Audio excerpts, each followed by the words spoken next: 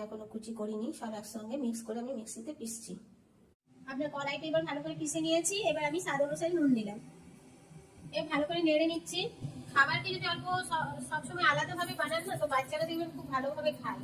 আমার বাচ্চা এখন বড় হয়ে যাচ্ছে, কিন্তু আমি সবসময় আলাদাভাবেই বানানোর চেষ্টা করি। এদিকে ঘরে কতটা শিখছিলাম, এটা সেঁকে নিয়েছি, অল্প হালকা তেল দিয়েছিলাম। এখন তো আমার ছেলে ডায়েট করছে। এবার আমি এই মুগ ডালটা যেটা পিষে নিয়েছিলাম, সবুজ মুগ আর সাদা মুগ, দুই টাইপের মুগ, এটাকে আমি আস্তে আস্তে পিঠার মধ্যে ঢেলে দিচ্ছি। এক পিঠটা সেকা হয়ে গেছে আপনার, আমি দুসরা পিঠটা দিয়ে দিলাম। এটা ডায়েট খাবারের মধ্যেই চলে আসে, কারণ আমি সব সেকে সেকেই করছি। এটা সেকা হয়ে গেছে আপনার দুদিক থেকে। এবারে আপনি শিকগুলা উপর থেকে দিয়ে দেবেন, আর আপনি পেঁয়াজ কুচি দিয়ে দেবেন। আপনি শিকটা বাটা দিয়েও দেখতে পারেন। আর এখন তো শীতকাল, ধনিয়া পাতার চাটনি তো ঘরে ঘরেই, ধনিয়া পাতা এত অল্প ধনিয়া পাতার চাটনি দিয়ে দেবেন।